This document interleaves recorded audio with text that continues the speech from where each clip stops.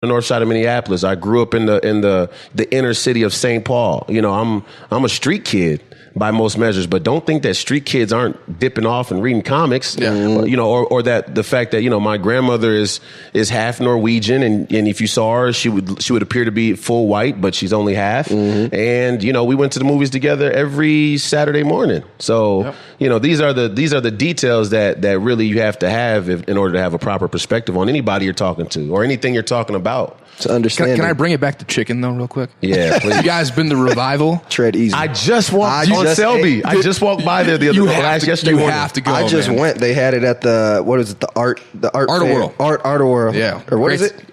Right? What's Revival. No. What is it called? Art of what? Art of World. Art of World, yeah. Right? Yeah. But yeah, they had some jerk chicken wings out there. Try 'em? And oh my God. Yeah. And some mac and cheese. And it was white people making it. I was at Louisiana Cafe yesterday morning, and a friend that I was with had heard about Revival and the chicken, and we walked by it, and I was like, you know, it's changed. Even St. Paul right there, that's actually where I grew up, on Eaglehart and Dale, is like a stone's throw. Yep. And even how much has changed over the last 10 months since I've been gone is just astounding. It's a good thing, and it's beautiful, and, you know, there's just always nostalgia coming home, but seeing things change is like, brings into perspective for you that things don't stay the same, no matter what they mean to you. Yep. You know, it's like my own neighborhood is like, where's this chicken? Oh, but it's a chicken spot, so I'm okay with it. There may be some things coming that I may not be okay with, that I have to be okay with, you know? You guys got to sit down in there, though.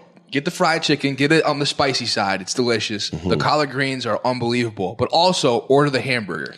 I know it seems weird, but you got to get all of it, because they make one of the best hamburgers in Minnesota, period. I don't know if I can go there and to a chicken spot and order a hamburger. Yeah, but that's the trip up. That's the trick. That's how they get you. I feel like that's going to a sports bar and ordering salmon or something. They convinced me when I went with Heather, my fiance. They were like, "Yeah, get the chicken. It's great, but if you really want the secret on this menu, order the burger too." And so we split the burger. Dude, it's out of this world. It's phenomenal. So you're here year round. What's the obviously we're coming and going. What's the best restaurant in Minneapolis? I don't even have to think about it. Restaurant Alma.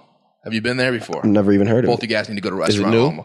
Alma. I think it's within the last 3 years they've kind of redid it, and I think they have like a bakery with it too. But the actual restaurant itself is out of this world. The chef, he's been up for a James Beard Award. I think he's won a James Beard Award, which goes to the best chef. Yes. And actually, Gavin Kaysen, who does Bellacore and Spoon and Stable, just won this year's Best Chef Award. Wow. And so if you get a chance Big to go to things in the culinary for Minnesota. Yeah. Minnesota is secretly one of the best places in America for food. Yeah, I you know, me and Jordan Taylor talked the other day off air in our conversations casual about the hospitality industry here and its prospects. And I've always felt like wherever I go, you know, there are cool things about other cities and other places, but there's something about the Twin Cities, and there's something about us building, you know, a city around so many urban lakes that gives it its own vibe and its own feel. And, you know, obviously the diversity that's here anyway is a part of why it has its culture and its taste to it. But, you know, there's something here that has to definitely be fostered. I'm all game for that. So to even hear that is like, that's confirmation that it's on that way anyway, you know? Yeah. Spoon and Stable and Bellacore are worth it too. Gavin Kaysen he's a magician with food. What's his name? Gavin Kaysen.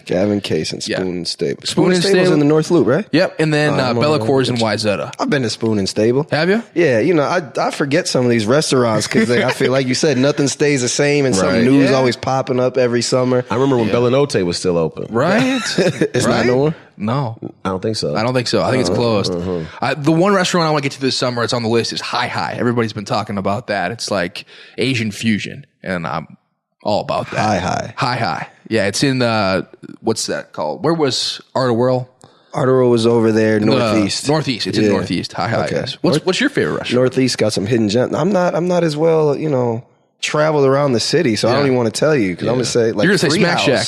Smack Shack. Smack Shack is money. It's delicious. Yeah, it is delicious. I usually, you know, I'm a St. Paul guy, so I definitely make my the Downtowner is a place that I spend some time at. Yeah, the Downtowner.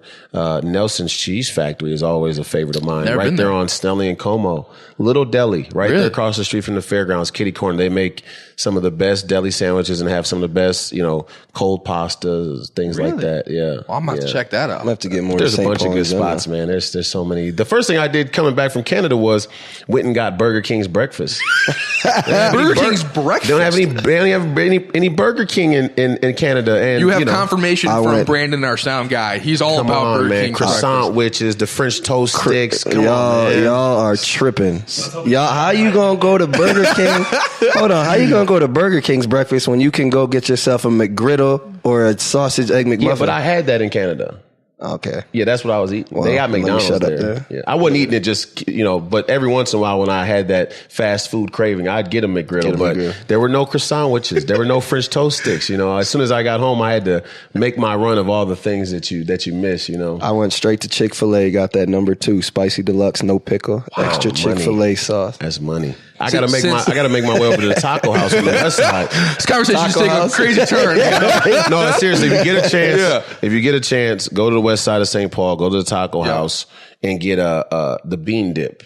The bean dip is amazing. I'll check it out. Yeah, it's right next to it's like the fast spot of the Mexican restaurant Boca Chica. Okay. And my extended family owns it, so it's not like a shameless plug, but it's really some of the best Mexican food in the city. West Side has a rich Mexican tradition. So I think Royce can give us an even better perspective. He's one of those rare people that kind of ventures into St. Paul a lot, but is still in Minneapolis. I never go to St. Paul. Yeah. Since never go to St. Paul guy, they just opened a restaurant called the Spring Cafe in the Como Lakeside Pavilion that Heather and I checked out, and it's amazing too. Yeah, I was just at Como Lake the other day. My wife, she runs around Como Lake, almost 3 times a week. So check it out, man. Yeah, it's worth it. St. Paul, people don't venture; they're scared. Like you said, they're scared to venture over that way. St. Paul, man, has tremendous character. Man, it really does. And they're starting to rebuild, put some more restaurants and cafes and things downtown. For a long time, downtown St. Paul was just corporate. It was, and now they're starting to bring back some bars and different things with the Saints Stadium.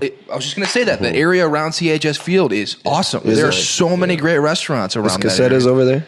Cassetta's is on 7th Street. Yeah, that's more by the X, though. That's my XL Center, yeah. That's the only restaurant I really know over there. Yeah. Like Saint Danette is over by CHS Field, which is a great restaurant. Paul is a great character. We got to wrap this up, though. Royce, thank you so much for joining us. Yes. I'm going to give you the last word. Is there anything else that you want to mention today that we haven't touched on?